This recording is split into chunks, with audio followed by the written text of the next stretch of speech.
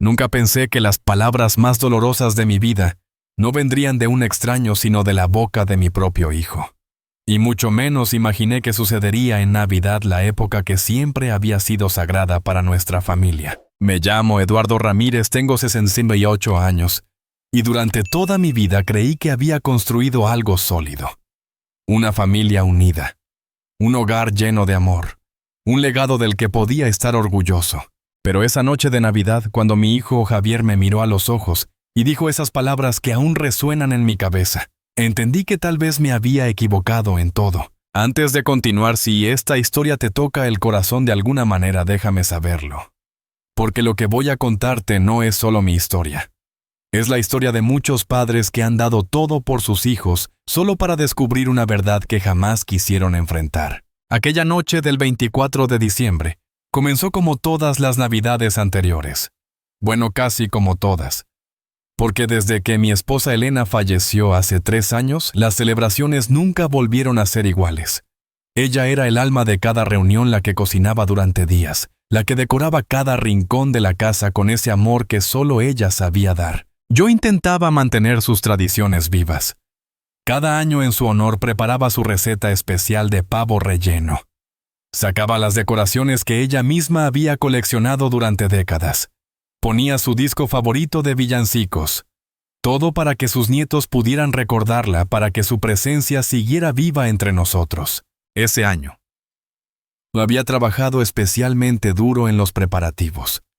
A mis 68 años, no era fácil subir al ático a buscar las cajas de adornos, ni pasar horas en la cocina preparando la cena. Pero lo hice con amor.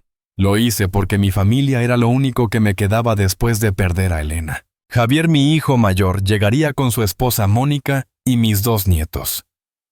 También vendría mi hija menor Patricia, que vivía en otra ciudad, y a quien no veía desde hacía meses. La casa estaba impecable. La mesa perfectamente puesta con el mantel bordado que Elena había hecho con sus propias manos. El árbol brillaba con las luces que ella siempre insistía en colocar exactamente de cierta manera. Todo estaba listo para una noche perfecta. O eso creía yo.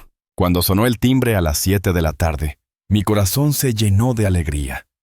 Abrí la puerta con una sonrisa enorme, esperando los abrazos de mis nietos, sus risas llenando la casa como en los viejos tiempos. Pero la mirada de Javier fue lo primero que me alertó de que algo no iba bien. No había calidez en sus ojos. Solo una frialdad que nunca antes había visto dirigida hacia mí. Mónica, mi nuera, ni siquiera me saludó. Pasó a mi lado como si yo fuera invisible, llevando a los niños directamente a la sala. «Hola, papá», dijo Javier con una voz que sonaba forzada, mecánica. «Hijo, qué alegría verte», respondí intentando abrazarlo. Pero él se apartó sutilmente como si mi contacto le molestara. Algo estaba mal, muy mal. Pero decidí no presionar. Era Navidad. Seguramente solo estaba cansado del viaje o del estrés del trabajo.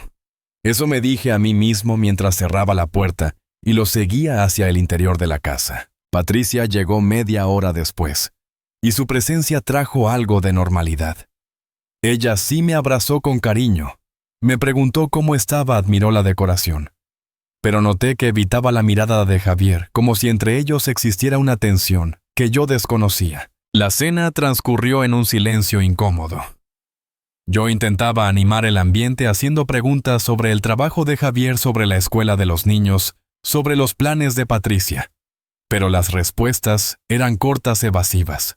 Mónica jugaba con su teléfono sin siquiera intentar disimular su desinterés. Fue entonces cuando decidí hacer lo que Elena siempre hacía en momentos así.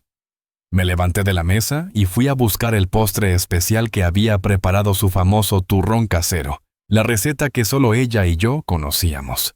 Cuando regresé a la mesa con la bandeja, esperaba ver sonrisas, ese reconocimiento de que estaba manteniendo viva su memoria. Pero lo que encontré fue algo completamente diferente. Javier y Mónica intercambiaron una mirada. Una de esas miradas que los matrimonios comparten cuando han estado planeando algo. Mi hija Patricia bajó la vista hacia su plato incómoda. Fue Mónica quien habló primero. «Eduardo, necesitamos hablar de algo importante», me llamó Eduardo. «No, papá, no, señor Ramírez. Eduardo», como si fuera un extraño. Claro, dime, respondí dejando la bandeja sobre la mesa con manos que de pronto temblaban sin que entendiera por qué. Es sobre esta casa, continuó ella mirando a Javier, como esperando su aprobación para continuar. Es demasiado grande para ti solo. Y francamente a tu edad es peligroso que vivas aquí sin nadie que te cuide. Sentí como si me hubieran golpeado en el estómago. Pero antes de que pudiera responder, Javier intervino. Papá, hemos estado pensando. Tenemos una solución perfecta. Su voz sonaba ensayada como si hubiera practicado este discurso. Hay una residencia excelente no muy lejos de aquí. Un lugar donde podrás estar con gente de tu edad, donde tendrás atención médica las 24 horas. Una residencia, las palabras apenas salieron de mi boca. Estás hablando de un asilo. No le llaman así, papá. Es un centro de vida asistida. Muy moderno, muy cómodo. Mónica sonrió, pero no había calidez en esa sonrisa. Y mientras tanto nosotros podríamos mudarnos aquí. Los niños necesitan más espacio y esta casa es perfecta para una familia joven. El mundo pareció detenerse. Mi casa. La casa donde Elena y yo habíamos criado a nuestros hijos. Donde habíamos celebrado cada cumpleaños, cada Navidad, cada momento importante de nuestras vidas. La casa que contenía cada recuerdo de mi esposa. Querían quitármela y querían encerrarme en un asilo para hacerlo. Me llamo Eduardo Ramírez, tengo 68 años y durante décadas trabajé como maestro de escuela. No soy un hombre rico, pero tampoco soy tonto. Toda mi vida la dediqué a educar, a enseñar valores, a formar buenos ciudadanos. Le enseñé a mis hijos sobre el respeto, la gratitud, el amor familiar. O al menos eso creí. Cuando Elena murió hace 3 años, el mundo se derrumbó a mi alrededor. Llevábamos 42 años casados. 42 años despertando juntos cada mañana. 42 años de risas, de desafíos superados juntos, de construir una familia. Ella era enfermera, trabajaba en el turno de noche del hospital municipal. Yo daba clases de literatura en la secundaria del barrio. Nunca tuvimos mucho dinero, pero teníamos algo más valioso. Teníamos amor. Amor real, del que resiste las tormentas, del que crece con los años en lugar de marchitarse. Esta casa la compramos juntos en 1985, cuando Javier tenía apenas 2 años, y Patricia acababa de nacer. Era pequeña, entonces solo 2 habitaciones. Pero año tras año, con nuestros ahorros, fuimos ampliándola. Elena diseñó cada rincón.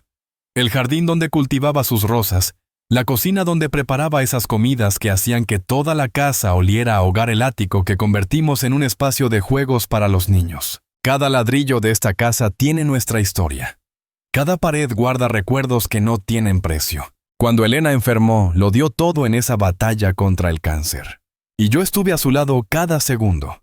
Dejé mi trabajo, gasté todos nuestros ahorros en tratamientos.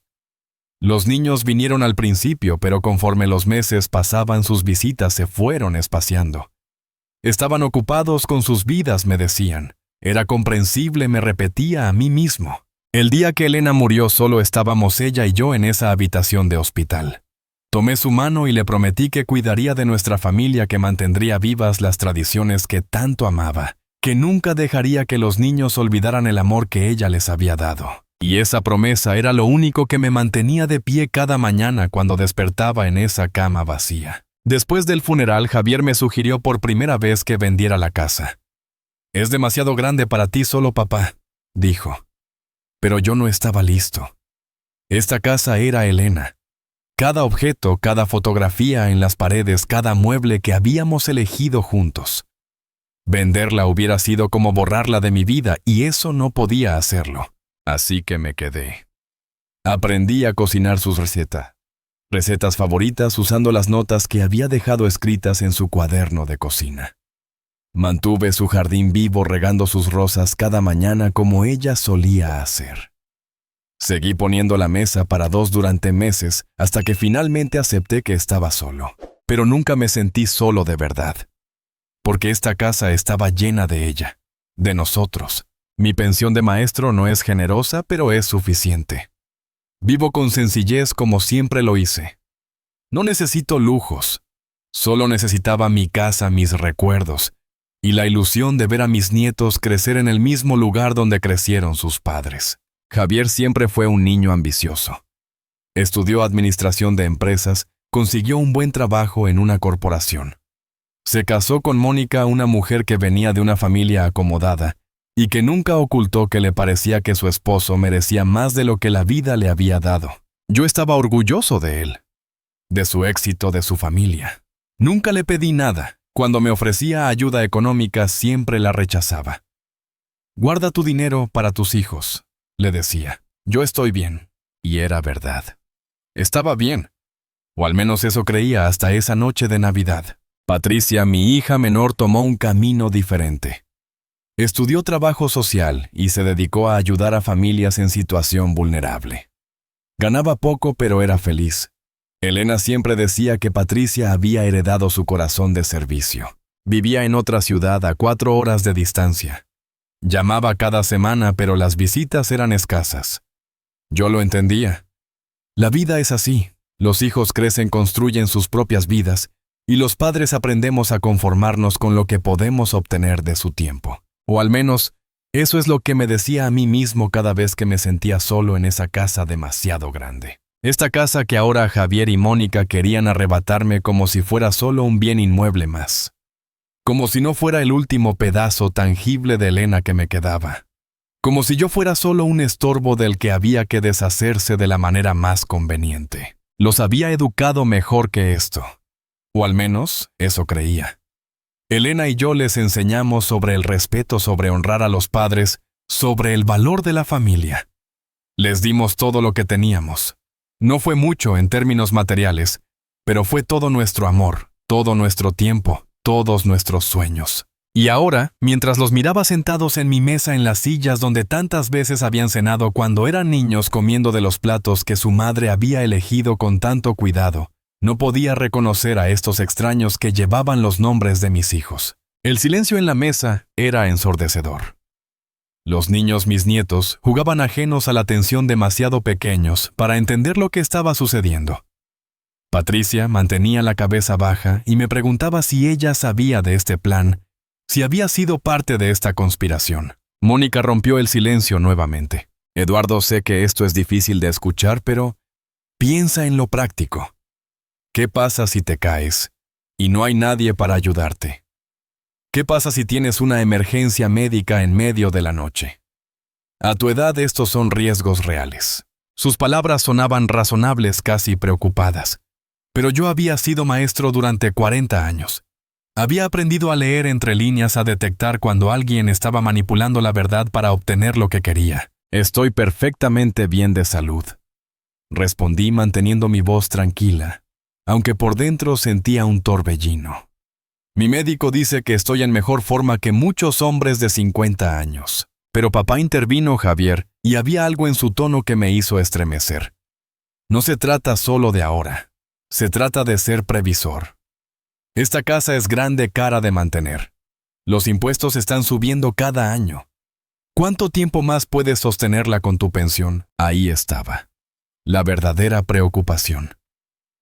No era mi bienestar, era el dinero, era la casa, era el valor de la propiedad que Elena y yo habíamos construido con el sudor de nuestras frentes. «He mantenido esta casa durante 38 años», dije sintiendo como una furia fría comenzaba a crecer en mi pecho.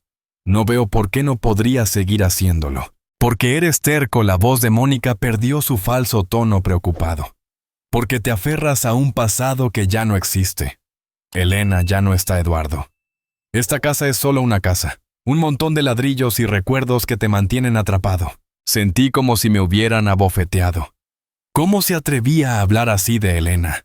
¿Cómo se atrevía a reducir nuestra vida juntos a ladrillos y recuerdos? Miré a Javier esperando que defendiera la memoria de su madre, que pusiera a su esposa en su lugar.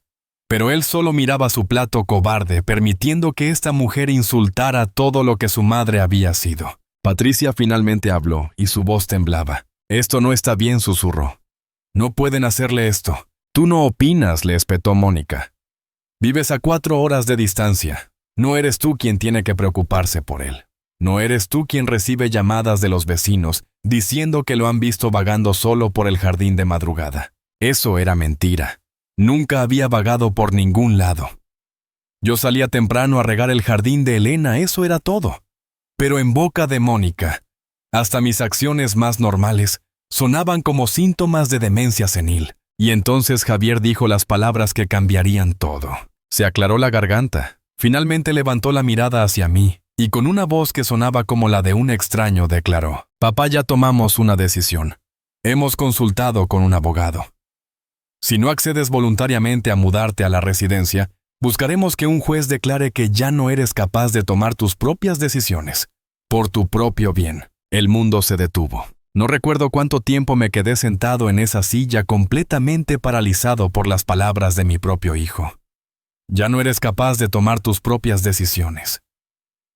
Esas palabras resonaban una y otra vez en mi cabeza como un disco rayado que no podía detener. Los nietos seguían jugando en la sala ajenos a cómo su abuelo acababa de ser destrozado en su propia mesa de Navidad.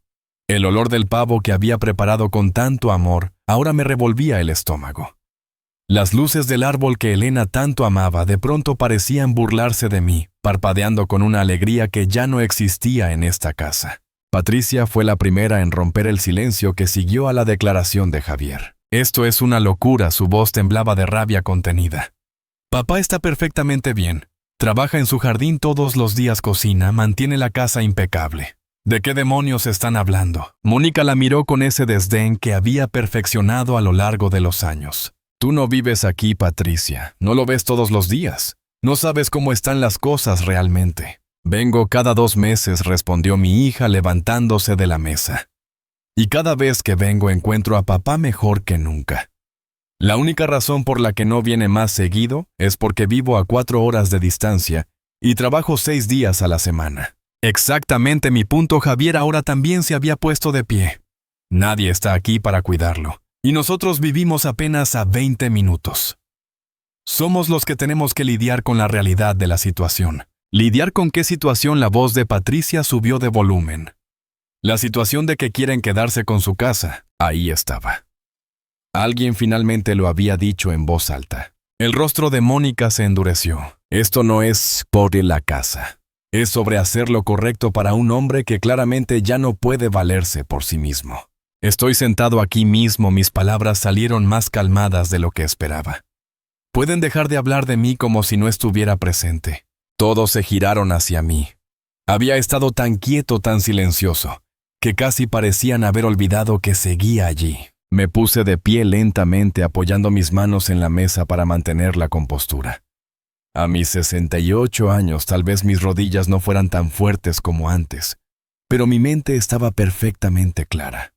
Y en ese momento más clara que nunca. «Javier, Mónica», dije mirándolos directamente a los ojos. «Les agradezco su preocupación, pero no voy a ninguna parte. Esta es mi casa. La construí con mi esposa, la pagué con 40 años de trabajo honesto, y planeo morir en ella cuando Dios así lo decida». «Papá, sé razonable». «Soy perfectamente razonable», lo interrumpí. «Lo que no soy es senil incapaz, ni ninguna de las cosas que parecen estar insinuando.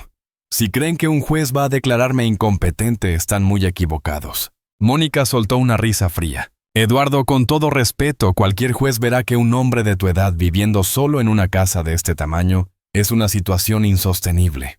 Especialmente cuando tienes familia dispuesta a cuidarte, a cuidarme». Qué interesante forma de llamarlo. Las palabras salieron más amargas de lo que pretendía. Javier dio un paso hacia mí. «Papá, esto no tiene que ser una pelea. Podemos hacer esto de manera civilizada. La residencia que encontramos es realmente bonita.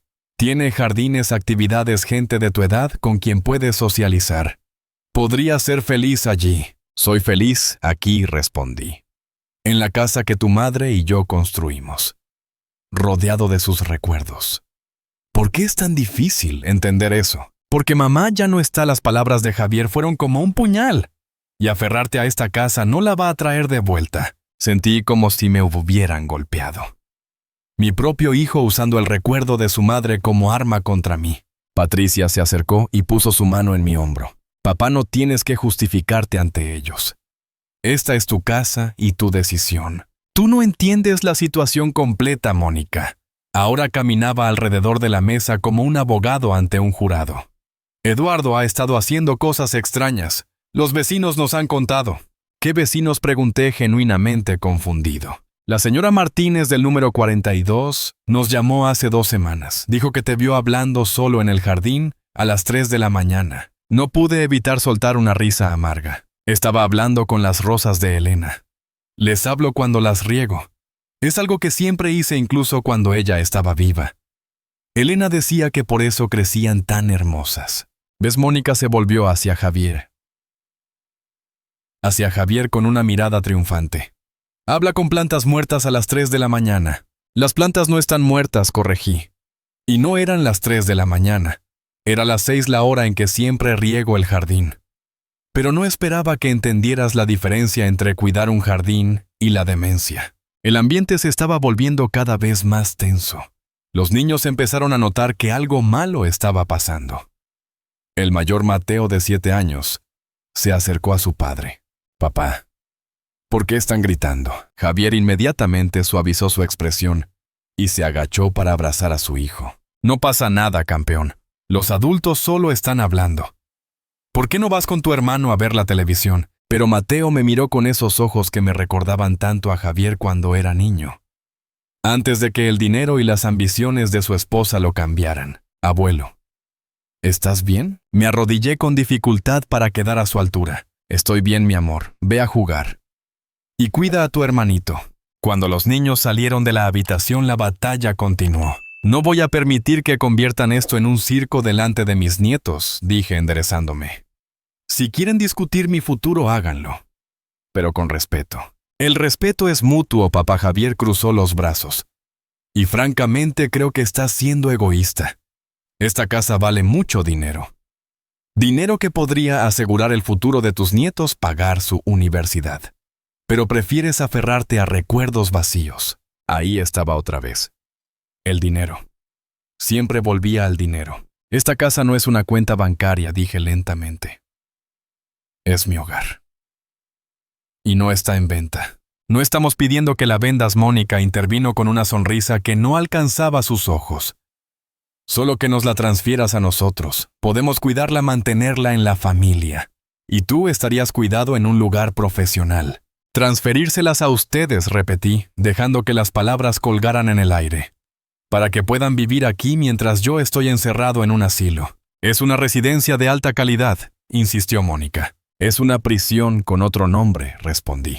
Patricia había estado escuchando todo con creciente horror. No puedo creer lo que estoy escuchando. Mamá debe estar revolcándose en su tumba. No metas a mamá en esto. Javier se volvió hacia ella. Tú no tienes derecho a hablar sobre lo que mamá querría o no. Tú apenas venías a visitarla cuando estaba enferma. ¿Eso es mentira? Patricia dio un paso hacia su hermano con los puños apretados. Venía cada vez que podía. Pedía días libres en el trabajo, manejaba 4 horas de ida y 4 de vuelta. Solo porque tú estabas aquí todos los días no significa que fueras el único que la amaba. Basta, mi voz salió más fuerte de lo que pretendía. No voy a permitir que peleen por su madre en su propia casa. Elena no hubiera querido esto. Tienes razón, dijo Javier. Y por un momento pensé que había recuperado la cordura. Mamá hubiera querido que fueras práctico, que aceptaras ayuda cuando la necesitas. No necesito ayuda, insistí. Y definitivamente no necesito que me encierren en un asilo para que puedan quedarse con mi casa. Nadie está tratando de encerrarte. Mónica usó ese tono condescendiente que tanto detestaba. Estamos tratando de salvarte de ti mismo, de tu terquedad, de tu incapacidad para ver la realidad. La realidad es muy clara desde donde estoy parado, dije. Mi hijo y su esposa quieren mi casa y están dispuestos a declarar incompetente a su propio padre para conseguirla. El silencio que siguió fue absoluto. Incluso el sonido de la televisión desde la sala parecía haberse apagado. Fue Javier quien finalmente habló y su voz era fría como el hielo. Si así es como quieres verlo, adelante. Pero te advierto, papá. Vamos a proceder con o sin tu cooperación.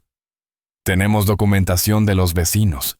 Tenemos registros de que has estado descuidando el mantenimiento de la casa. ¿Qué registros?, pregunté incrédulo. Mónica sacó su teléfono y comenzó a deslizar el dedo por la pantalla. Fotos. El jardín trasero tiene maleza creciendo. La pintura de la fachada está descascarándose. Las canaletas están obstruidas. Todo evidencia de que ya no puedes mantener esta propiedad adecuadamente. Cada palabra era como una bofetada. Habían estado documentando construyendo un caso contra mí. Planeando esto durante quién sabe cuánto tiempo. El jardín trasero está en transición, expliqué manteniendo la voz firme. Estoy replantando secciones completas. La pintura está en mi lista para la primavera. Las canaletas las limpio cada otoño y todavía falta un mes para eso. Excusas, dijo Mónica. Un juez verá a un hombre mayor que no puede cuidar de sí mismo ni de su propiedad. Patricia intervino nuevamente. Esto es ridículo. Papá, no tienes que escuchar esto. Llámalos por lo que son, extorsionadores. Patricia, te sugiero que te calles. La voz de Javier era peligrosamente baja. Esto no te concierne. ¿Qué no me concierne? Mi hija estaba furiosa. Es mi padre, y ustedes están tratando de robarlo. No es robo si es por su propio bien. Mónica guardó su teléfono. Y francamente, tu opinión no importa. Tú vives muy lejos para ser parte de cualquier decisión sobre el cuidado de Eduardo. Mi nombre es papá, dije. O señor Ramírez, si prefieren. Pero dejen de llamarme Eduardo como si fuera un extraño. Mónica me ignoró completamente. Javier, creo que deberíamos irnos. Claramente esto no va a ninguna parte esta noche. Tienes razón, Javier llamó a los niños. Mateo, Lucas, vamos, nos vamos. ¿Pero qué hay de la cena?, preguntó Mateo. Abuelo preparó pavo. Comeremos en casa, respondió Mónica tomando a sus hijos de las manos. Pero mamá, he dicho que nos vamos. Observé cómo reunían a los niños, sus abrigos, sus cosas. Los niños me miraban confundidos, sin entender por qué esta Navidad no era como las anteriores. Antes de salir, Javier se volvió hacia mí una última vez. Papá, todavía puedes cambiar de opinión.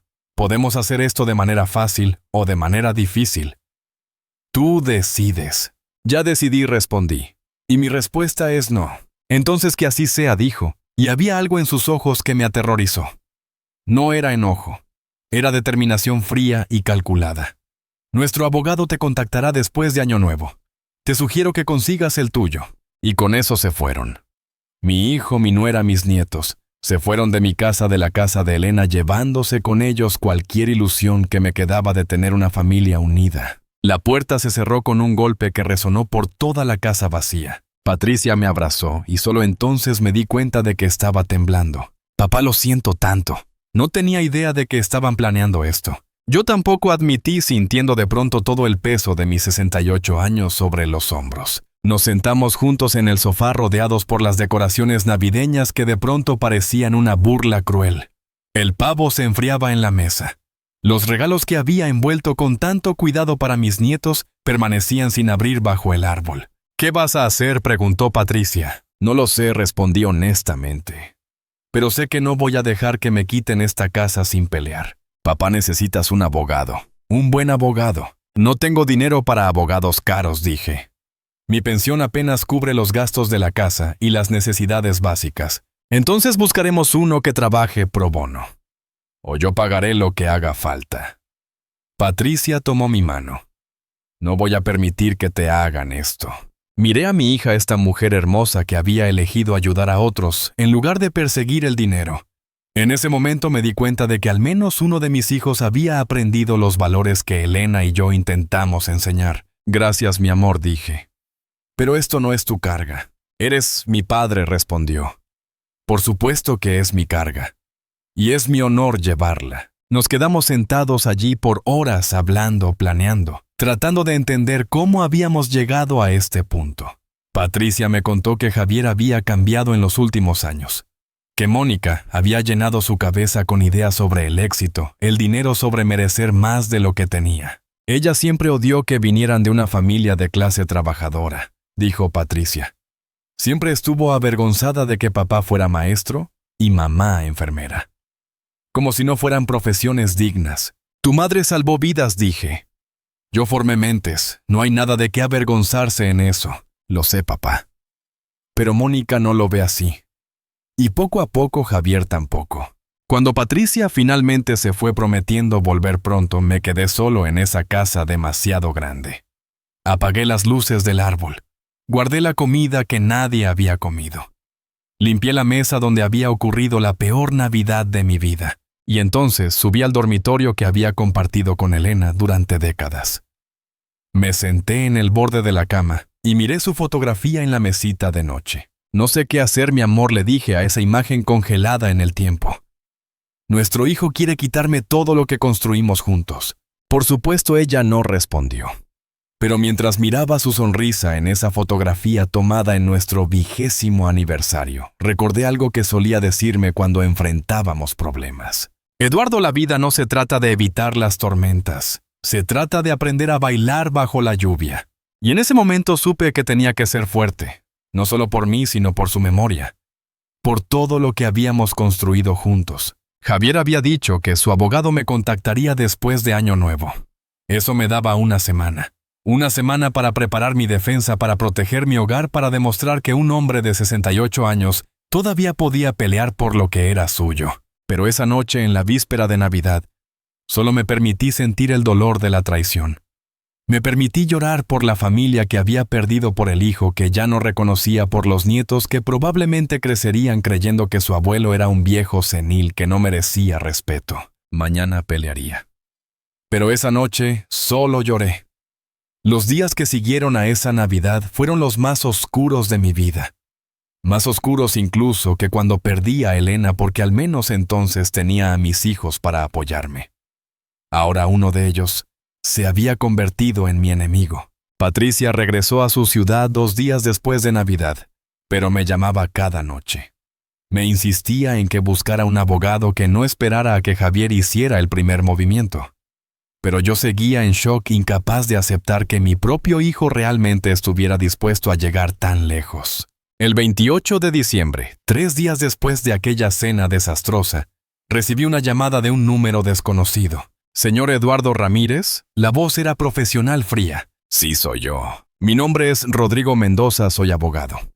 Represento a su hijo Javier Ramírez en un asunto de importancia familiar. ¿Tiene usted representación legal en este momento?» Sentí como si el piso se abriera bajo mis pies. Realmente lo estaban haciendo. No era una amenaza vacía. «No, yo no tengo abogado», admití, odiando cómo mi voz sonaba débil. «Entiendo. Señor Ramírez, le llamo como cortesía profesional para informarle que el día 4 de enero estaremos presentando una petición ante el juzgado de familia solicitando una evaluación de su capacidad mental para administrar sus propios asuntos. Le sugiero encarecidamente que busque asesoría legal». «Evaluación de mi capacidad mental», repetí, sintiendo la rabia comenzar a reemplazar al shock. «No hay nada malo con mi mente». «Eso será para que un profesional lo determine, señor Ramírez. Buenos días». Y colgó. Así sin más, como si acabara de informarme sobre una cita médica de rutina y no sobre un intento de destruir mi vida. Me quedé mirando el teléfono en mi mano, temblando. Esto era real. Javier realmente había contratado un abogado. Realmente iba a intentar declararme incompetente. Llamé a Patricia inmediatamente. «Ya empezaron», le dije cuando contestó. «El abogado de Javier acaba de llamarme». Escuché cómo soltaba una palabrota que nunca antes le había oído decir. «Papá, necesitas actuar ahora. Hoy mismo. No puedes esperar más». «No sé ni por dónde empezar», admití. «No conozco abogados. Nunca he necesitado uno en mi vida». «Yo sí», dijo ella. «Trabajo con familias en crisis todos los días. Conozco buenos abogados de familia. Dame 2 horas y te llamo con opciones». Fiel a su palabra. Patricia me llamó exactamente 2 horas después con el nombre de una abogada llamada Carmen Villalobos. Es la mejor, papá. Especializada en protección de adultos mayores. Ha ganado casos contra familias que intentaban exactamente lo que Javier está haciendo. «¿Cuánto cobra?», pregunté, sabiendo que probablemente no podría pagarla. «Eso lo discutes con ella». «Pero papá, te voy a ayudar con los honorarios. No te preocupes por el dinero ahora». «Patricia, no puedo aceptar. No es negociable», su voz era firme. «Mamá me dejó algo de dinero. Dinero que específicamente me pidió que usara para cuidar de ti si alguna vez lo necesitabas. Creo que este momento califica». Me quedé en silencio, emocionado. Elena, incluso después de muerta, seguía cuidándome. Esa misma tarde estaba sentado en la oficina de Carmen Villalobos. Era una mujer de unos 50 años, cabello gris corto, traje impecable, y una mirada que sugería que no se dejaba intimidar fácilmente. «Señor Ramírez», comenzó después de escuchar mi historia. «Lo que su hijo está intentando hacer es desafortunadamente más común de lo que la gente piensa. Hijos adultos que ven la propiedad de sus padres como su herencia anticipada. Pero, ¿puede realmente hacer eso? ¿Puede un juez declararme incompetente solo porque mi hijo lo pide?» Carmen se reclinó en su silla. «No es tan simple. Necesitarían demostrar que usted representa un peligro para sí mismo o para otros debido a incapacidad mental. Que no puede manejar sus finanzas, cuidar de sí mismo o tomar decisiones racionales. Pero eso es absurdo. Ella levantó una mano. «Deje que termine. El problema es que estos casos a menudo se reducen a la palabra de unos contra otros. Si su hijo presenta testigos que digan que lo han visto confundido, olvidadizo, descuidando su propiedad, un juez podría ordenar una evaluación psicológica y cognitiva. Y si paso esa evaluación, entonces el caso se desestima. Pero el daño ya está hecho, señor Ramírez. Estas acusaciones dejan marca. Los vecinos empiezan a mirarlo diferente. La gente empieza a cuestionar cada cosa que hace». Sentí un peso en el pecho. «Entonces, ¿qué hago? Peleamos. Presentamos nuestra propia evidencia de que usted está perfectamente capacitado. Récords médicos, testimonios de amigos y vecinos que lo conocen bien, documentación de que maneja sus finanzas responsablemente. Y si es necesario, pedimos nuestra propia evaluación psicológica de un profesional independiente. ¿Cuánto tiempo tomará todo esto? Podría ser semanas, podría ser meses. Depende de qué tan agresivo sea el abogado de su hijo y qué tan ocupado esté el juzgado». Me pasé una mano por el rostro sintiéndome de pronto muy cansado. Nunca pensé que llegaría a esto. Nunca pensé que mi propio hijo. Lo sé, Carmen habló con más suavidad. «Y lamento que esté pasando por esto. Pero necesito que sea fuerte. Necesito que me ayude a ayudarlo». Durante la siguiente hora, Carmen me hizo una serie de preguntas detalladas sobre mis finanzas, mi salud, mi rutina diaria, mi vida social. Tomó notas meticulosas de todo. Una cosa más dijo cuando estábamos terminando. «¿Tiene usted testamento?» «Sí. Lo hice hace 5 años después de que Elena murió». «¿Y qué dice ese testamento?» «Divide todo equitativamente entre Javier y Patricia. La casa, mis ahorros, todo». Carmen asintió lentamente. «Señor Ramírez, voy a sugerirle algo que tal vez no quiera escuchar. Pero es importante que considere actualizar ese testamento». «¿Por qué?» «Porque si su hijo está dispuesto a declararlo incompetente para obtener su casa ahora, ¿qué cree que hará cuando usted ya no esté aquí para defenderse? Patricia podría terminar sin nada». La idea me revolvió el estómago, pero sabía que tenía razón. «¿Qué sugiere?» «Por ahora nada drástico. Pero deberíamos considerar establecer un fideicomiso, algo que proteja sus activos y asegure que se distribuyan según sus verdaderos deseos, no según quien tenga mejor abogado después de su muerte». «Lo pensaré», dije, aunque la idea de tomar decisiones tan importantes me abrumaba. Cuando salí de la oficina de Carmen esa tarde, tenía una tarea clara: recopilar toda la evidencia posible de que era perfectamente capaz de cuidar de mí mismo. Récords médicos, estados de cuenta bancarios, testimonios de personas que pudieran dar fe de mi capacidad mental. Pero también salí con algo más, un sentimiento de que no estaba solo en esta pelea. Los siguientes días fueron un torbellino de actividad. Visité a mi médico de cabecera, el doctor Sánchez, quien me conocía desde hacía 20 años. «Eduardo, esto es una locura», dijo después de que le expliqué la situación. «Estás en mejor forma que muchos de mis pacientes de 40 años. Te haré un examen completo y documentaré todo». El doctor Sánchez fue meticuloso. Pruebas de memoria, reflejos, presión arterial, análisis de sangre. Todo para demostrar que estaba saludable tanto física como mentalmente. «Tus resultados son excelentes», me dijo una semana después, cuando recibimos los análisis. «Colesterol un poco alto, pero nada preocupante. Cognición perfecta. Memoria mejor que la mía, honestamente». También fui con mi contador, el señor Flores, quien manejaba mis modestos impuestos cada año. «Eduardo, Tus finanzas son un ejemplo de responsabilidad, me aseguró. Pagas todas tus cuentas a tiempo. Tienes ahorros modestos pero consistentes. Nunca has tenido problemas de crédito. Puedo testificar eso ante cualquier juez. Pero fue cuando empecé a hablar con mis vecinos que las cosas se pusieron interesantes. Toqué la puerta de la señora Martínez, la vecina del número 42, que supuestamente había reportado que yo hablaba solo en el jardín. Era una mujer de unos 70 años, viuda como yo, que vivía sola con 3 gatos. «Eduardo, ¿qué puedo hacer por ti?», preguntó cuando abrió la puerta. «Señora Martínez, necesito preguntarle algo directamente. Usted llamó a mi hijo para decirle que me vio hablando solo en el jardín a las 3 de la mañana». Su rostro se llenó de confusión. «¿Qué? No, claro que no. ¿Por qué haría algo así?». Sentí un alivio enorme, pero también una nueva oleada de rabia. «Mi nuera dice que usted los llamó preocupada por mí». La señora Martínez negó vigorosamente con la cabeza. «Eso es una mentira completa. Yo nunca...». «Eduardo, tú eres el vecino más responsable de esta cuadra. Siempre ayudando a los demás, manteniendo tu jardín hermoso.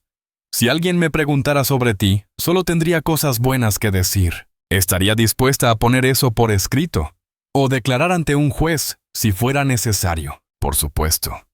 Es más, estoy indignada de que usen mi nombre para mentir sobre ti». Pasé los siguientes días hablando con otros vecinos. El señor Rodríguez del 38, quien siempre me pedía consejos de jardinería. La familia Gómez del 46, a quienes había ayudado cuidando a sus hijos en emergencias. La joven pareja del 40, a quienes había ayudado a cargar muebles cuando se mudaron. Todos sin excepción. Dijeron que estarían felices de testificar a mi favor. Más que eso, muchos estaban genuinamente enojados al escuchar lo que Javier estaba intentando hacer. «Ese hijo tuyo debería avergonzarse», dijo el señor Rodríguez, «después de todo lo que hiciste por él». Carmen estaba encantada con toda la evidencia que había recopilado. «Esto es excelente, señor Ramírez. Tenemos documentación médica impecable, récords financieros sólidos y una docena de testigos dispuestos a declarar a su favor. El caso de su hijo se está volviendo cada vez más débil. Entonces, ¿cree que ganaremos? Creo que tenemos una posición muy fuerte. Pero necesito ser honesta con usted. Estas batallas pueden ponerse feas. ¿Está preparado para eso? No estaba seguro de cómo responder. Estaba preparado para pelear contra mi propio hijo en un juzgado, para ver nuestros asuntos privados expuestos ante extraños, para posiblemente destruir cualquier esperanza de reconciliación futura. Pero entonces pensé en Elena, en todo lo que habíamos construido juntos, en esta casa que era nuestro legado, nuestro hogar, el último lugar donde aún podía sentir su presencia. «Estoy preparado», dije finalmente. «No voy a dejar que me quiten lo que es mío sin pelear». El 4 de enero llegó más rápido de lo que esperaba. Carmen me acompañó al juzgado para la audiencia preliminar. Fue la primera vez que vi a Javier desde aquella terrible noche de Navidad. Estaba sentado con Mónica y su abogado, el señor Mendoza, al otro lado de la sala. Cuando nuestras miradas se cruzaron, esperé ver algo, cualquier cosa del hijo que había criado. Pero sus ojos eran fríos, determinados. Mónica ni siquiera me miró. Estaba demasiado ocupada susurrando con el abogado, señalando documentos, planeando su ataque. El juez, un hombre mayor de apellido Torres, llamó al orden. «Estamos aquí por la petición presentada por el señor Javier Ramírez respecto a la capacidad mental de su padre, Eduardo Ramírez. Letrado Mendoza puede presentar su caso». Mendoza se puso de pie, ajustándose la corbata con un gesto que me pareció ensayado. «Su señoría, mi cliente está profundamente preocupado por el bienestar de su padre. El señor Eduardo Ramírez, de 68 años, vive solo en una propiedad grande que ya no puede mantener adecuadamente. Hemos documentado casos de comportamiento errático, descuido de la propiedad y aislamiento social». «¿Qué evidencia tiene de ese comportamiento errático?», preguntó el juez. «Testimonios de vecinos que lo han visto hablando solo saliendo de su casa en horas inapropiadas, mostrando signos de confusión y desorientación». Carmen se puso de pie inmediatamente. «Objeción, su señoría. Esos supuestos testimonios son hearsay y no han sido presentados formalmente. Además, tenemos contratestimonios de los mismos vecinos negando haber hecho tales reportes». El juez Torres miró a Mendoza con las cejas levantadas. Tiene a esos testigos aquí para declarar. Mendoza vaciló por un momento. No en esta audiencia preliminar, su señoría. Pero los presentaremos en el proceso formal si es necesario. Ya veo. ¿Algo más? Sí, su señoría. También tenemos evidencia fotográfica del deterioro de la propiedad, lo cual sugiere que el señor Ramírez ya no es capaz de mantener su hogar adecuadamente. Mendoza pasó una tableta al juez con las fotos que Mónica había tomado. Carmen se acercó para ver las imágenes también. Pude ver su expresión cambiar de preocupación a algo parecido a la indignación. Su señoría, estas fotografías son engañosas. Muestran áreas del jardín que están en proceso de replantación como parte del mantenimiento normal de cualquier hogar. No son evidencia de descuido, sino de cuidado activo. El juez estudió las imágenes por un largo momento. Letrado Mendoza, veo aquí un jardín que parece estar en transición, no en abandono. Tiene algo más sustancial. Podía ver la frustración creciendo en el rostro de Mendoza. Su señoría, el patrón general de comportamiento sugiere un declive en la capacidad del señor Ramírez para vivir independientemente. Mi cliente simplemente busca lo mejor para su padre. Qué noble, murmuró Carmen lo suficientemente alto para que yo escuchara, pero no el juez. El juez Torres se volvió hacia Carmen. Letrada Villalobos. Su cliente desea responder a estas acusaciones. Carmen se puso de pie con una carpeta gruesa en las manos. Sí, su señoría. De hecho, hemos traído evidencia extensa que demuestra que el señor Eduardo Ramírez está en pleno uso de sus facultades mentales y perfectamente capaz de manejar sus propios asuntos. Pasó al juez una copia de todos los documentos que habíamos recopilado. Los reportes médicos del doctor Sánchez, los estados financieros del señor Flores, las cartas de los vecinos. Como puede ver su señoría, tenemos evaluaciones médicas recientes que muestran que el señor Ramírez está en excelente salud tanto física como mental. Tenemos documentación de que maneja sus finanzas responsablemente. Y tenemos múltiples testimonios de vecinos, colegas y amigos que dan fe de su capacidad mental y su comportamiento normal. El juez comenzó a revisar los documentos. Con cada página que pasaba podía ver su expresión volverse más escéptica hacia las acusaciones de Javier. Estos reportes médicos son muy completos, comentó. Doctor Sánchez es un médico respetado en esta comunidad. Sus evaluaciones tienen peso. Mendoza se puso de pie rápidamente. Su señoría, solicitamos que se ordene una evaluación independiente. No cuestionamos las credenciales del doctor Sánchez, pero es el médico de cabecera del señor Ramírez y podría estar sesgado. Carmen respondió antes de que el juez pudiera hablar. No tenemos objeción a una evaluación independiente, su señoría. De hecho, la solicitamos nosotros también. Estamos completamente confiados en que cualquier profesional calificado llegará a la misma conclusión. El señor Ramírez está perfectamente capacitado. El juez Torres cerró la carpeta y se reclinó en su silla. Muy bien. Voy a ordenar una evaluación psicológica y cognitiva independiente. El tribunal designará a un profesional neutral. Ambas partes tendrán la oportunidad de estar presentes. La evaluación se realizará dentro de las próximas 2 semanas. Luego miró directamente a Javier. Señor Ramírez Jr., espero que entienda la gravedad de lo que está haciendo aquí. Está acusando a su propio padre de incompetencia mental. Estas acusaciones, si resultan ser infundadas, pueden tener consecuencias serias, no solo legalmente, sino también familiarmente. Javier se puso de pie. Entiendo, su señoría. Solo quiero lo mejor para mi padre. Eso está por verse, respondió el juez, con un tono que sugería escepticismo. Audiencia aplazada hasta después de la evaluación. Señor Eduardo Ramírez puede permanecer en su hogar y continuar manejando sus asuntos normalmente mientras tanto.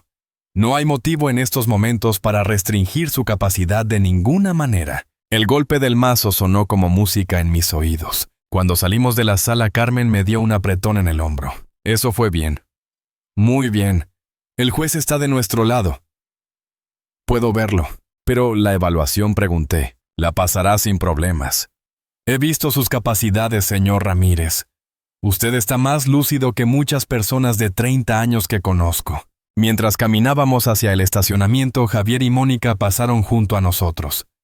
Javier mantuvo la mirada al frente, pero Mónica me lanzó una mirada de puro odio. Esto no ha terminado, viejo, siseó mientras pasaba. Carmen se detuvo y se volvió hacia ella. Señora Ramírez, le sugiero que guarde cualquier comunicación con mi cliente para los procedimientos legales apropiados.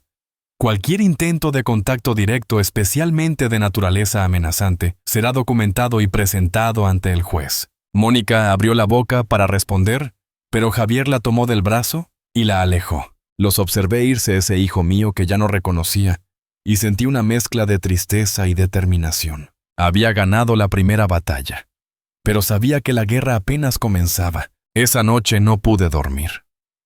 A pesar de que la audiencia había ido bien, a pesar de que Carmen estaba confiada, a pesar de que el juez parecía estar de mi lado, no podía descansar. Me quedé despierto en la oscuridad de mi habitación mirando el techo, repitiendo cada momento de ese día en el juzgado. Cada palabra que se dijo, cada mirada que intercambié con Javier, cada expresión en el rostro de Mónica. Pero sobre todo no podía dejar de pensar en una pregunta que me carcomía por dentro. ¿En qué momento perdí a mi hijo? Me levanté de la cama alrededor de las 3 de la mañana. Sabía que no iba a poder dormir, así que bajé a la cocina y me preparé un café. El mismo café que Elena y yo solíamos tomar juntos en las madrugadas, cuando ninguno de los dos podía dormir. Me senté en la mesa de la cocina, en la misma silla donde me había sentado aquella terrible noche de Navidad, y dejé que los recuerdos me inundaran. Recordé el día en que Javier nació. Cómo Elena había luchado durante 18 horas de parto. Cómo yo había sostenido su mano, prometiéndole que todo estaría bien. Y cuando finalmente escuché ese primer llanto, cuando la enfermera puso a ese pequeño ser en mis brazos, juré que haría cualquier cosa por protegerlo. Lo llamamos Javier por el padre de Elena, un hombre bueno que había muerto años antes. Elena decía que esperaba que nuestro hijo heredara su sabiduría y su bondad. ¿Qué salió mal? Recordé enseñándole a Javier a andar en bicicleta. Tenía 6 años y estaba aterrorizado de caerse. Yo corrí a su lado durante horas sosteniéndolo, asegurándole que no lo dejaría caer. Y cuando finalmente pedaleó solo por primera vez, su sonrisa iluminó todo el parque. «Papá, lo logré, lo logré», gritó con tanta alegría. Ese niño que me miraba con admiración, que pensaba que su padre podía hacer cualquier cosa.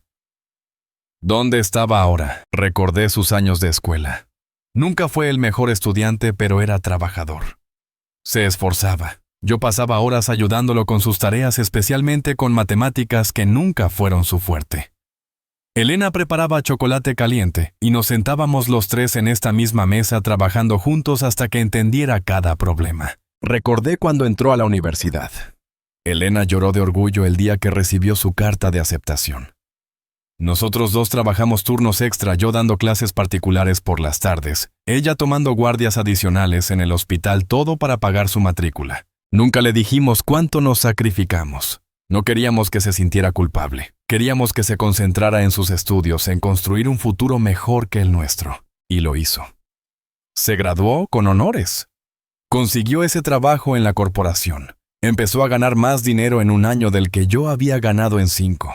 Estábamos tan orgullosos. Entonces conoció a Mónica. Al principio me cayó bien. Era inteligente, ambiciosa, segura de sí misma. Elena tenía reservas, decía que había algo en sus ojos que no le gustaba, pero yo la defendí. «Dale una oportunidad», le dije. Javier la ama. Ahora me preguntaba si Elena había visto algo que yo no pude ver. Esa mujer había cambiado a mi hijo. O tal vez, y esto era lo que más me dolía, había sacado a la luz algo que siempre estuvo ahí. Me levanté y caminé hacia la sala. Las primeras luces del amanecer comenzaban a filtrarse por las ventanas. Me senté en el sofá donde Elena solía hacer su tejido, donde Javier y Patricia jugaban cuando eran niños, donde habíamos pasado miles de noches como familia. Tomé el álbum de fotos que siempre mantenía en la mesita de centro. Lo abrí con manos temblorosas. Primera página, nuestra boda. Elena con ese vestido blanco sencillo que había cosido ella misma. Yo con el único traje que tenía prestado de mi hermano. Éramos tan jóvenes, tan llenos de esperanza. Segunda página, Javier bebé. En mis brazos dormido con ese rostro angelical que tienen todos los recién nacidos. Tercera página, Patricia recién nacida. Javier, ahora de 2 años, mirándola con curiosidad, tocando suavemente su pequeña mano. Pasé las páginas lentamente. Cumpleaños, navidades, días de campo, graduaciones. Una vida entera documentada en fotografías descoloridas. En cada foto Javier sonreía. En cada foto parecía feliz. En cada foto éramos una familia. ¿Cuándo dejamos de serlo? Las lágrimas comenzaron a caer sin que pudiera detenerlas. Lloré por ese niño en las fotografías que ya no existía. Lloré por la familia que creí que teníamos. Lloré por Elena, que no estaba aquí para ayudarme a entender qué había pasado. ¿Qué hice mal, mi amor?, le pregunté a su fotografía. Pensé que lo había hecho todo bien. Pensé que les había enseñado los valores correctos. ¿Dónde fallé? Pero Elena no podía responderme. Solo podía mirarme desde esa fotografía con su sonrisa eterna, dejándome solo con mis preguntas y mi dolor. El sol finalmente salió completamente. Había estado sentado allí durante horas, perdido en recuerdos y lágrimas. Cerré el álbum y lo abracé contra mi pecho como si pudiera abrazar el pasado y traerlo de vuelta. Me obligué a levantarme, a ducharme, a vestirme, a actuar como si fuera un día normal, aunque nada se sentía normal. Fui al jardín como hacía cada mañana. Las rosas de Elena necesitaban agua. La vida continuaba sin importar cuánto doliera. Mientras regaba las plantas, el señor Rodríguez pasó caminando a su perro. «Buenos días, Eduardo», me saludó con una sonrisa. «¿Cómo te fue ayer en el juzgado?». Le había contado sobre la audiencia cuando me pidió que testificara a mi favor. Bien, respondí, tratando de sonar más animado de lo que me sentía. El juez ordenó una evaluación, pero Carmen dice que todo está bien. «Por supuesto que está bien», dijo con firmeza. «Todos en esta cuadra sabemos que no hay nada malo contigo. Tu hijo debería avergonzarse». Asentí sin confiar en mi voz para responder sin quebrarme. Después de que se fue, me senté en el banco del jardín que Elena y yo habíamos comprado para nuestro 30 aniversario. Desde allí podía ver toda su obra, las rosas que había plantado y cuidado durante años, el pequeño estanque que habíamos construido juntos, el árbol de limones que daba frutos cada verano. Todo esto Javier quería arrancármelo. Y no solo la casa, sino los recuerdos, la historia, el último lugar donde aún podía sentir la presencia de su madre. Mi teléfono sonó. Era Patricia. «Papá, ¿cómo estás? He estado preocupada toda la noche». Me detuve sin saber cómo completar esa frase. «Estoy aquí». «Papá, sé que esto es difícil». Patricia, la interrumpí. «¿Alguna vez te preguntas qué hicimos mal con Javier?». Hubo un largo silencio al otro lado de la línea. «Todos los días», admitió finalmente. «Pero papá, no creo que hayamos hecho nada mal. Creo que Javier tomó sus propias decisiones. Decisiones equivocadas, pero suyas al fin. Lo amamos igual que a ti. Le dimos las mismas enseñanzas, los mismos valores. Lo sé, papá. Y yo salí diferente. Eso no es culpa tuya o de mamá. A veces las personas eligen caminos que nunca esperamos. Pero es mi hijo». Mi voz se quebró. Se supone que debería poder llegar a él. Se supone que debería poder hacerlo entrar en razón. Tal vez ya no sea posible. Tal vez Mónica lo tenga demasiado agarrado. O tal vez... Papá, tal vez esto sea realmente quién es Javier ahora. Y duele, pero tienes que aceptarlo. Sus palabras me golpearon como un martillo. Aceptarlo. Aceptar que mi hijo, el niño que había criado, el joven que había educado, se había convertido en alguien capaz de traicionar a su propio padre por una casa. «No sé si puedo aceptar eso», susurré. «Lo sé. Pero papá, escúchame. Pase lo que pase con este juicio, pase lo que pase con Javier, yo estoy aquí. Siempre estaré aquí. No estás solo». Después de colgar, me quedé sentado en ese banco durante lo que parecieron horas. Vecinos pasaban, algunos, saludaban otros, simplemente me dejaban en paz, probablemente notando que necesitaba espacio. La señora Martínez salió eventualmente y se sentó a mi lado sin decir palabra. Solo me acompañó. A veces eso es lo único que una persona necesita, la presencia silenciosa de alguien que se preocupa. «Mi hijo también me decepcionó una vez», dijo finalmente. «No de esta manera, pero me lastimó profundamente. Tardé años en perdonarlo. Algunos días todavía me duele». «¿Cómo lo superaste?», pregunté. «No estoy segura de haberlo superado completamente. Pero aprendí que no podemos controlar las decisiones de nuestros hijos adultos. Solo podemos controlar cómo respondemos a esas decisiones. Quiero odiarlo, admití. Quiero odiar a Javier por lo que está haciendo. Pero no puedo. Sigo viendo a ese niñito que me llamaba su héroe. Los héroes también tienen que protegerse a sí mismos, dijo ella suavemente. No dejes que el amor que sientes por el niño que fue te impida defenderte del hombre en que se ha convertido. Sus palabras resonaron en mí durante el resto del día. Esa noche me senté a escribir. No sabía exactamente qué estaba escribiendo, o por qué, pero necesitaba sacar estos pensamientos de mi cabeza. Querido Javier, comencé. Probablemente nunca leas esta carta. Probablemente nunca sepas cuántas noches me he quedado despierto preguntándome dónde perdí al hijo que amaba. Pero necesito escribir esto aunque sea solo para mí mismo. Recuerdo cada sacrificio que tu madre y yo hicimos por ti. No lo menciono para hacerte sentir culpable, sino porque necesito recordarme a mí mismo que hicimos todo lo que pudimos. Te dimos amor, te dimos valores, te dimos oportunidades. Si eso no fue suficiente, si de alguna manera fallamos en convertirte en el hombre que esperábamos que fueras, entonces supongo que tendré que vivir con esa realidad. Pero no voy a dejar que me quites lo único que me queda de tu madre. Esta casa es más que ladrillos y madera. Es cada sacrificio que hicimos. Es cada sueño que compartimos. Es el último lugar donde aún puedo sentirla cerca. Si realmente crees que soy incapaz de cuidar de mí mismo, si realmente crees que estoy senil o confundido, entonces no me conoces en absoluto. Y eso, hijo mío, es tal vez lo que más duele de todo esto. No te reconozco. Y evidentemente tú tampoco me reconoces a mí, tu padre Eduardo. Doblé la carta y la guardé en el cajón de mi escritorio junto con todas las otras cosas que Elena había dejado. Sabía que nunca la enviaría, pero escribirla me había dado algo de paz. Me fui a la cama esa noche sintiéndome extrañamente más ligero. Como si al poner mis sentimientos en papel hubiera liberado algo que estaba envenenando mi corazón. Patricia tenía razón. No podía controlar las decisiones de Javier. Solo podía controlar las mías, y había decidido pelear. No por venganza, no por orgullo, sino porque esta casa, este hogar, este pedazo de Elena que aún tenía valía la pena defender. Los días siguientes pasaron en una especie de rutina automática. Me levantaba, regaba el jardín, comía cuando recordaba hacerlo. Hablaba con Carmen sobre los preparativos para la evaluación psicológica. Respondía a las llamadas de Patricia, asegurándole que estaba bien. Pero por las noches, cuando la casa estaba oscura y silenciosa, el dolor regresaba.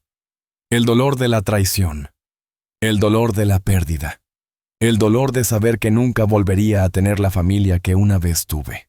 Caminaba por la casa vacía tocando las cosas que Elena había tocado, sentándome en las sillas donde solíamos sentarnos juntos, recordando conversaciones que nunca volveríamos a tener. ¿Estarías orgullosa de mí?, le preguntaba a su foto cada noche.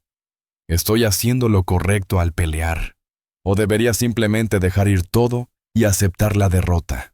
Pero incluso mientras hacía esas preguntas sabía la respuesta. Elena nunca se rindió ante nada. Cuando le diagnosticaron cáncer, luchó hasta su último aliento. No por ella misma decía, sino por mí, por nuestros hijos, por el amor que compartíamos. Si ella pudo pelear esa batalla imposible con tanta gracia y coraje, yo podía pelear esta. La noche antes de mi evaluación psicológica, me senté en nuestro dormitorio y hablé con ella como si estuviera allí. Mañana voy a demostrarles que estoy bien. Voy a demostrarles que tu esposo, el hombre con quien compartiste tu vida, no es el viejo senil que Javier quiere que crean que soy. Y después, Elena, voy a vivir.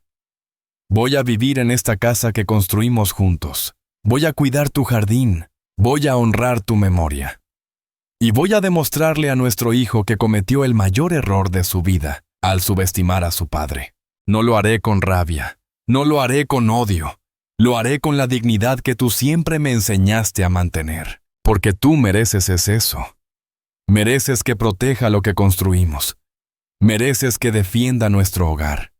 Mereces que sea fuerte incluso cuando todo lo que quiero es rendirme. Te amo, mi amor. Y prometo que no voy a defraudarte. Esa noche dormí mejor que en semanas. No porque el dolor hubiera desaparecido, sino porque había transformado ese dolor en determinación. Javier había declarado la guerra, pero estaba a punto de descubrir que su padre no era tan fácil de derrotar como pensaba, y que a veces el mayor error que puedes cometer es subestimar el amor de un hombre por su hogar, por su esposa y por su propia dignidad. La evaluación psicológica estaba programada para las 9 de la mañana en una clínica neutral seleccionada por el tribunal. Carmen me recogió a las 8 en punto. Nervioso preguntó mientras conducía. Sorprendentemente no respondí con honestidad. Sé quién soy. Sé que mi mente está clara. Que vengan a comprobarlo. La doctora Márquez era una mujer de unos 40 años de expresión seria, pero amable. Me hizo pasar a una oficina tranquila y me ofreció café. Señor Ramírez, esto no es un interrogatorio, explicó. Simplemente vamos a tener una conversación y hacer algunos ejercicios que me ayudarán a evaluar su función cognitiva. ¿Está listo? Completamente. Las siguientes 3 horas fueron exhaustivas. Pruebas de memoria. Recordar listas de palabras. Repetir secuencias de números. Identificar patrones. Pruebas de razonamiento, resolver acertijos. Completar analogías. Analizar situaciones hipotéticas. Pruebas de función ejecutiva. Planificar tareas. Organizar información. Tomar decisiones. También hablamos sobre mi vida, mi carrera como maestro, mi relación con Elena, mis rutinas diarias, mis finanzas, mis actividades sociales. ¿Cuánto es 7 por 13? Preguntó en un momento. 91, respondí sin vacilar. Puede recitar los meses del año hacia atrás. Diciembre, noviembre, octubre, septiembre, agosto, julio, junio, mayo, abril, marzo, febrero, enero. ¿Qué haría si estuviera en el supermercado y viera humo saliendo de uno de los pasillos? Alertaría al personal. Inmediatamente activaría la alarma de incendios, si es visible, y ayudaría a evacuar a las personas cercanas mientras llamo a emergencias. Después de cada respuesta veía cómo tomaba notas en su tableta. Su expresión nunca cambió, manteniéndose profesionalmente neutral. Finalmente, después de 3 horas, cerró su tableta y me miró directamente. Señor Ramírez, mis resultados preliminares se entregarán al tribunal en una semana. Pero puedo decirle extraoficialmente que no veo ninguna evidencia de deterioro cognitivo, demencia o incapacidad para manejar sus propios asuntos. De hecho, sus resultados están por encima del promedio para su grupo de edad. Sentí como si un peso enorme se levantara de mis hombros. Gracias, doctora. No me agradezca. Solo estoy haciendo mi trabajo. Pero, señor Ramírez, he hecho muchas de estas evaluaciones. Y cuando son solicitadas por familiares con motivos genuinos, usualmente encuentro al menos alguna evidencia de preocupación legítima. En su caso no encuentro nada. Absolutamente nada. Carmen estaba radiante cuando salí. ¿Cómo te fue? Bien. Muy bien, sonreí por primera vez en semanas. Lo sabía. Ahora solo tenemos que esperar el reporte oficial. Pero cuando llegamos a mi casa algo estaba mal. La puerta principal estaba entreabierta. ¿Dejaste la puerta abierta?, preguntó Carmen. Nunca respondí, sintiendo cómo el miedo se apoderaba de mí. Siempre la cierro con llave. Carmen sacó su teléfono. Voy a llamar a la policía. Espera, dije, empujando la puerta lentamente. Déjame revisar primero. Eduardo, eso no es seguro. Pero ya estaba dentro. La casa estaba demasiado silenciosa. Caminé lentamente hacia la sala y lo que vi me dejó helado. Todo estaba patas arriba. Los cojines del sofá en el suelo, los cajones abiertos, las fotografías de Elena tiradas por todas partes. El álbum que había estado mirando esa mañana estaba abierto en medio del piso con algunas fotos arrancadas. Dios mío, Carmen había entrado detrás de mí. Eduardo, sal ahora. Esto es una escena de crimen. Llamó a la policía mientras yo caminaba como en trance por mi propia casa viendo el caos. La cocina también había sido saqueada. El estudio donde guardaba mis documentos importantes estaba destrozado, pero lo que me rompió el corazón fue encontrar el jardín de Elena. Alguien había arrancado 3 de sus rosales más antiguos. Las flores estaban tiradas en el suelo, pisoteadas, destruidas. Me arrodillé junto a ellas, sintiendo lágrimas quemando mis ojos. Estas rosas tenían más de 20 años. Elena las había plantado cuando nos mudamos a esta casa. Y ahora estaban muertas. La policía llegó en 15 minutos. Un oficial joven llamado Gutiérrez tomó mi declaración. ¿Falta algo de valor? ¿Televisión, joyas, dinero? Revisé. La televisión seguía allí. El pequeño joyero con el anillo de bodas de Elena estaba intacto. El dinero que guardaba en una lata en la cocina seguía completo. No falta nada, dije confundido. Solo destruyeron cosas. Rompieron. Desordenaron. ¿Enemigos? ¿Alguien que quisiera lastimarlo?, preguntó el oficial. Antes de que pudiera responder, Carmen intervino. Oficial, el señor Ramírez está en medio de una disputa legal con su hijo por esta propiedad. Sugiero que investiguen en esa dirección. Gutiérrez tomó más notas. ¿Su hijo haría algo así? No lo sé, respondí honestamente. Ya no sé de qué es capaz. Después de que la policía terminó de documentar la escena y se fue Carmen y yo, nos sentamos entre el desorden. Esto no fue un robo común, dijo ella.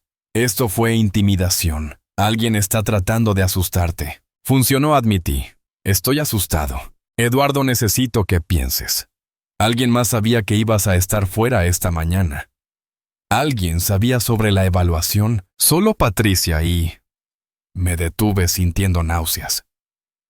Javier. Recibió notificación del tribunal sobre la hora y el lugar de la evaluación. Carmen asintió lentamente. Perfecto, coartada. Sabía exactamente cuándo estarías fuera y por cuánto tiempo, pero esto no tiene sentido.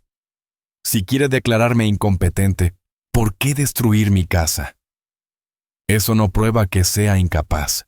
A menos que... Carmen se puso de pie de repente.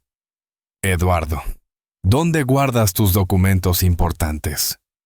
Testamento, escrituras, estados bancarios, en el estudio, en un archivero bajo llave. Fuimos al estudio.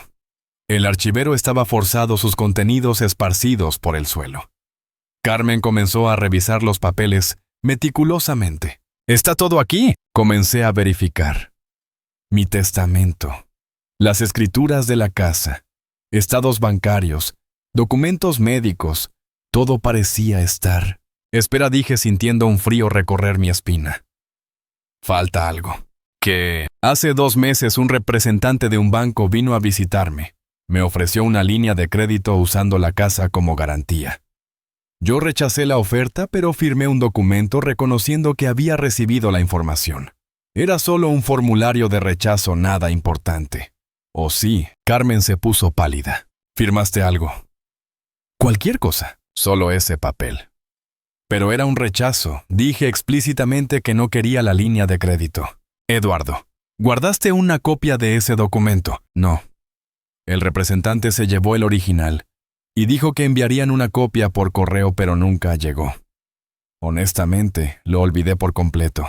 Carmen comenzó a caminar de un lado a otro pensando rápidamente. Necesito que pienses muy cuidadosamente. Ese representante del banco te pareció legítimo. En su momento sí. Tenía tarjetas de presentación, folletos del banco. Entonces caí en cuenta. Pero nunca verifiqué si realmente trabajaba para el banco. ¿Recuerdas su nombre? Martín algo. Martín Delgado, creo. Carmen estaba ya marcando en su teléfono. Voy a llamar a un investigador privado que trabajó conmigo. Necesitamos saber si este Martín Delgado es real. ¿Y qué firmaste exactamente?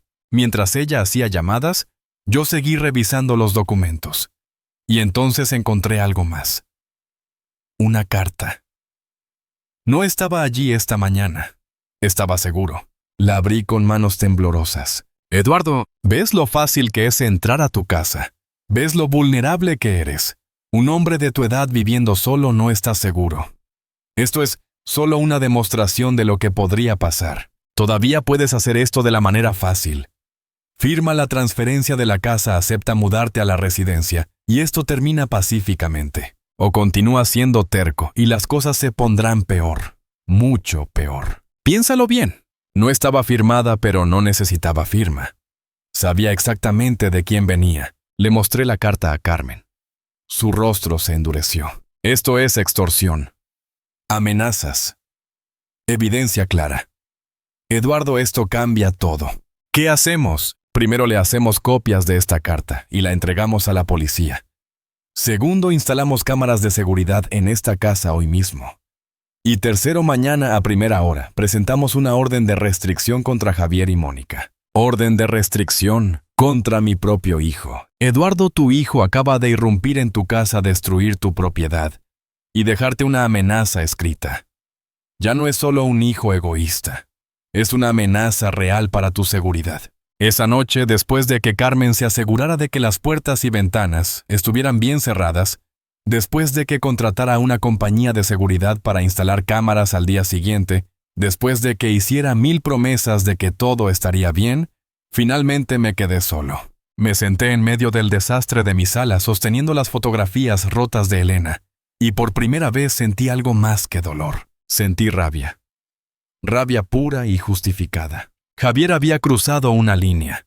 No solo estaba atacándome legalmente, me estaba atacando físicamente, invadiendo mi hogar, destruyendo los recuerdos de su madre. Y eso era imperdonable. Me puse de pie, guardé cuidadosamente las fotografías que podían salvarse y comencé a limpiar. No iba a dejar que viera el desastre. No iba a darle esa satisfacción. Mientras limpiaba, mi mente trabajaba. Algo no cuadraba sobre ese representante del banco. ¿Por qué un banco enviaría a alguien a ofrecer una línea de crédito a un jubilado de 68 años?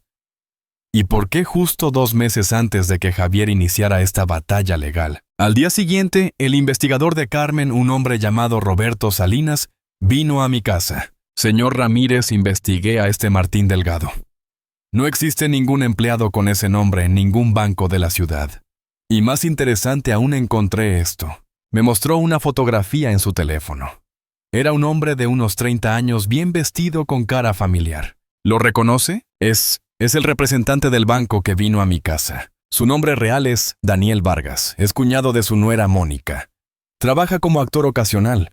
Fue contratado para hacerse pasar por un representante bancario. Sentí como si me hubieran golpeado. ¿Pero por qué? Roberto sacó más documentos. Porque esto es lo que realmente firmó usted ese día, señor Ramírez. No era un rechazo de línea de crédito. Era una solicitud de préstamo usando su casa como garantía. El documento fue así alterado después de que usted firmó. Eso es imposible. Yo leí lo que firmé, leyó cada línea. ¿O confió en lo que el representante le dijo que era? Me senté pesadamente. Había sido tan ingenuo, tan confiado. El préstamo fue aprobado. No afortunadamente. Cuando el Banco Real verificó sus ingresos y edad, lo rechazaron automáticamente. Pero el intento quedó registrado. Y señor Ramírez, ese registro es exactamente el tipo de evidencia que su hijo podría usar para argumentar que usted está siendo financieramente irresponsable. Todo encajaba ahora. Todo el plan. No era solo sobre conseguir la casa. Era sobre destruir mi credibilidad completamente. Tenemos que detenerlos, dije, sintiendo la determinación endurecer mi voz. Y lo haremos, respondió Carmen, que había estado escuchando todo. Con esta evidencia no solo vamos a ganar el caso de competencia. Vamos a presentar cargos por fraude, falsificación y conspiración. Miré la fotografía del falso representante bancario, el cuñado de Mónica, y algo en mí cambió. Ya no estaba peleando solo para mantener mi casa. Estaba peleando por justicia, por dignidad, por demostrar que un hombre de 68 años no era tan fácil de engañar como pensaban. Javier quería una guerra. Pues bien, ahora la tendría. Pero descubriría que subestimar a su padre fue el mayor error de su vida. Porque la dignidad de un hombre, especialmente la de un maestro que pasó 40 años enseñando sobre integridad y justicia, no se rinde sin pelear. Y esta pelea apenas comenzaba. La segunda audiencia ante el juez Torres fue completamente diferente a la primera. Esta vez yo no era el acusado defendiéndose. Yo era la víctima presentando evidencia de un crimen. Carmen había trabajado incansablemente durante una semana, preparando el caso. Cuando entramos a la sala del tribunal llevaba 3 carpetas gruesas llenas de pruebas irrefutables. Javier y Mónica ya estaban allí con su abogado Mendoza. Cuando me vieron entrar noté algo diferente en sus expresiones. Ya no había esa arrogancia, esa confianza de que ganarían fácilmente. Había nerviosismo. El juez Torres golpeó su mazo. Antes de continuar con el caso de competencia mental, tengo entendido que han surgido nuevos desarrollos. Letrada Villalobos. ¿Desea presentar algo? Carmen se puso de pie con una compostura que me hizo sentir orgulloso de haberla elegido. Sí, su señoría. Durante el transcurso de este caso, hemos descubierto evidencia de múltiples delitos cometidos contra mi cliente. Fraude, falsificación de documentos, allanamiento de morada, destrucción de propiedad y extorsión. El rostro de Mendoza palideció. Su señoría, estas son acusaciones muy serias que están completamente documentadas. Interrumpió Carmen, pasando las carpetas al juez. Tenemos el testimonio del investigador privado Roberto Salinas, quien identificó al falso representante bancario como Daniel Vargas, cuñado de la señora Mónica Ramírez. Tenemos el documento falsificado que mi cliente fue engañado para firmar. Tenemos el reporte policial del allanamiento. Tenemos fotografías de la propiedad destruida. Y tenemos la carta amenazante dejada en la escena. El juez Torres comenzó a revisar los documentos. Con cada página su expresión se volvía más severa. Señor Javier Ramírez, dijo finalmente, ¿tiene algo que decir sobre estas acusaciones? Javier se puso de pie. Podía ver el sudor en su frente. Su señoría, yo no tuve nada que ver con el allanamiento. No sé quién. Reconoce esta carta. El juez levantó la amenaza que habían dejado en mi casa. Yo no escribí eso. ¿Pero sabía de su existencia?, preguntó el juez. El silencio de Javier fue más revelador que cualquier palabra. Carmen presentó entonces el reporte de la doctora Márquez. Su señoría, como verá en la evaluación psicológica independiente, el señor Eduardo Ramírez no solo está completamente capacitado, sino que obtuvo resultados por encima del promedio en todas las áreas evaluadas. No hay absolutamente ninguna base para cuestionar su competencia mental. El juez leyó el reporte completo. Luego miró a Javier y Mónica con una expresión de profundo disgusto. Señor Javier Ramírez. Señora Mónica Ramírez. En todos mis años como juez, he visto muchos casos de disputas familiares, pero raramente he visto algo tan calculado, tan cruel, como lo que han intentado hacer aquí. Mónica intentó hablar. Su señoría, solo queríamos lo mejor para... Silencio. La voz del juez resonó en la sala. No insulte mi inteligencia ni la de este tribunal. Esto nunca fue sobre el bienestar del señor Ramírez. Esto fue sobre codicia pura y simple. Se volvió hacia Mendoza. Letrado Mendoza, espero que haya asesorado adecuadamente a sus clientes sobre las posibles consecuencias legales de sus acciones. Porque ahora enfrentan no solo la desestimación de su petición, sino posibles cargos criminales. Su señoría Carmen, intervino mi cliente, desea hacer una declaración. El juez asintió hacia mí. Me puse de pie lentamente. Había practicado esto en mi mente 1000 veces, pero ahora que el momento llegaba, las palabras casi no salían. Su señoría, durante 68 años, he vivido mi vida con integridad. Como maestro enseñé a mis estudiantes sobre honestidad, respeto y dignidad. Esos mismos valores traté de inculcar en mis hijos. Miré directamente a Javier. Mi esposa Elena y yo sacrificamos todo por nuestros hijos. No porque esperáramos algo a cambio, sino porque así es el amor de un padre. Trabajamos turnos extra para pagar su educación. Vivimos con lo mínimo para que ellos tuvieran oportunidades que nosotros nunca tuvimos. Vi cómo Javier bajaba la mirada. Cuando Elena murió, esta casa se convirtió en lo único que me quedaba de ella. Cada rincón tiene su presencia. Cada objeto cuenta una historia de nuestro amor. Y mi hijo decidió que eso no importaba. Decidió que mi hogar, mi dignidad, mi memoria de su madre, todo eso valía menos que su ambición. Mi voz se quebró ligeramente, pero continué. No pido venganza, su señoría. Pido justicia. Pido que se reconozca que un hombre de mi edad todavía tiene derechos, que todavía tiene voz, que todavía merece respeto y dignidad. El silencio en la sala era absoluto. El juez Torres asintió lentamente. Señor Ramírez, este tribunal reconoce no solo su competencia, sino su extraordinaria fortaleza de carácter. La petición para declararlo incapaz queda desestimada de manera permanente. Además, estoy ordenando una orden de restricción que prohíbe al señor Javier Ramírez y a la señora Mónica Ramírez acercarse a su propiedad o contactarlo directamente. Mónica se puso de pie bruscamente. Esto es ridículo. Es nuestro padre. No pueden. Siéntese, señora Ramírez. El juez la cortó fríamente. Perdieron el derecho de llamarlo padre cuando conspiraron para robarle su hogar. Letrado Mendoza, sus clientes tienen suerte de que el señor Ramírez sea un hombre más compasivo de lo que merecen. Podría estar presentando cargos criminales que los llevarían a prisión. Carmen me miró esperando mi señal. Yo asentí. Su señoría, dijo Carmen. Mi cliente ha decidido no presentar cargos criminales en este momento, pero se reserva el derecho de hacerlo si hay cualquier otro intento de contacto o intimidación. Muy generoso de su parte, dijo el juez. Espero que el señor Javier Ramírez y su esposa aprecien esa generosidad y no la tomen por debilidad. El juez golpeó su mazo. Caso cerrado. Salimos del tribunal bajo el sol brillante de la tarde. Patricia estaba esperando afuera. Me abrazó con lágrimas en los ojos. Lo lograste, papá. Lo lograste. Lo logramos, corregí mirando a Carmen. No podría haberlo hecho sin ayuda. Carmen sonrió. Eduardo, fue un honor representarlo. Ojalá más personas de su edad tuvieran su coraje. Esa noche, por primera vez en meses, dormí profundamente. Sin pesadillas. Sin miedo. Sin ese peso aplastante en el pecho. Los meses siguientes trajeron una paz que no había conocido desde antes de la muerte de Elena. Las cámaras de seguridad que instalamos permanecieron, pero nunca captaron nada sospechoso. Javier y Mónica respetaron la orden de restricción. Patricia venía a visitarme cada 2 semanas. Traía a sus hijos que adoraban el jardín de su abuela. Les enseñé a cuidar las rosas tal como Elena me había enseñado a mí. Replanté los rosales que habían destruido.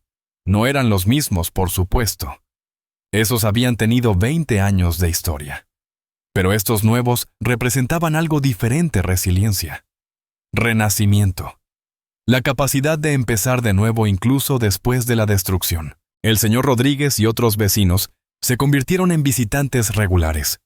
Descubrí que no estaba tan solo como pensaba. Había toda una comunidad a mi alrededor dispuesta a apoyar si solo me atrevía a pedir ayuda. Actualicé mi testamento, esta vez con cuidado meticuloso.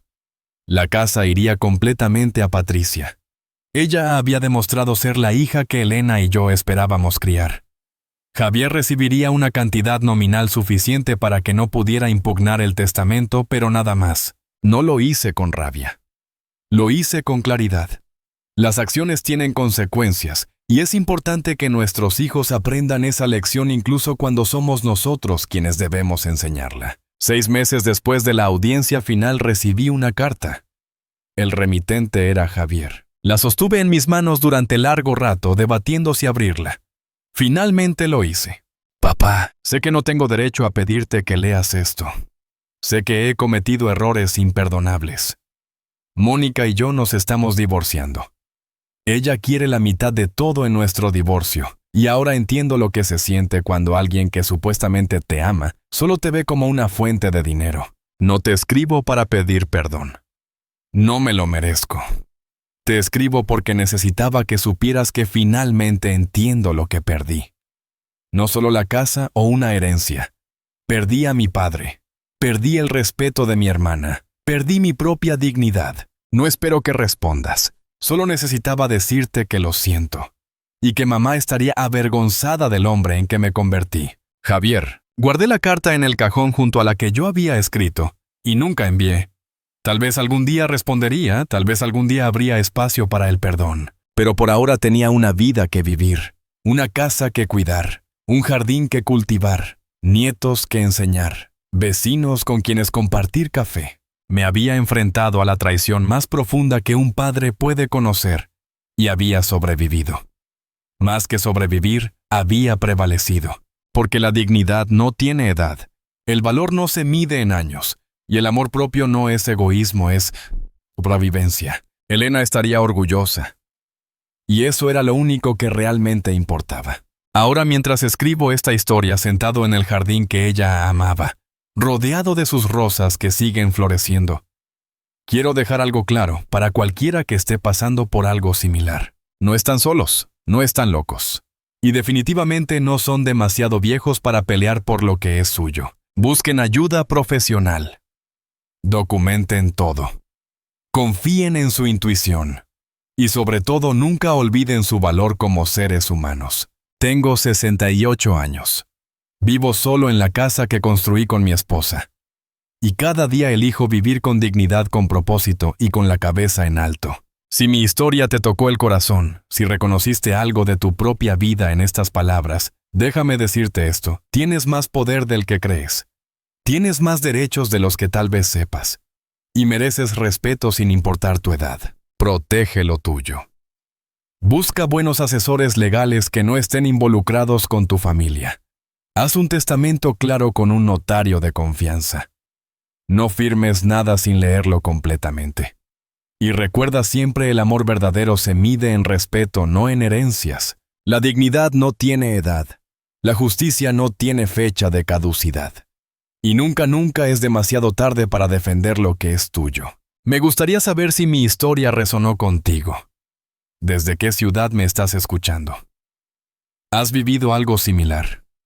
Déjame saberlo. No estás solo en esta lucha. Y si conoces a alguien que necesite escuchar esto, comparte mi historia. Porque la mejor manera de enfrentar el abuso es hablando de él, sacándolo a la luz, recordándole al mundo que los adultos mayores no son víctimas fáciles. Somos sobrevivientes, somos luchadores, y merecemos cada gramo de respeto que exigimos. Un abrazo fuerte desde esta casa que defendí, este jardín que sigo cultivando, esta vida que elegí vivir en mis propios términos. Eduardo Ramírez. 8 años. Maestro jubilado. Un hombre que se negó a rendirse.